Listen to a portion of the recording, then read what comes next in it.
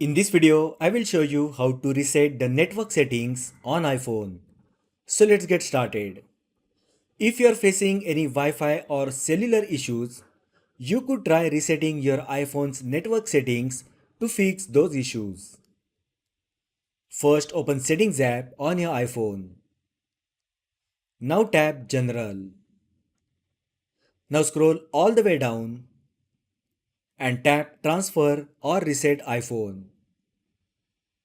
From the two options, tap Reset. Now you will get 5 options. To reset your iPhone's network settings, select Reset Network Settings. Next, enter your iPhone's passcode to finish. Now all your network settings will be reset as soon as you enter your passcode.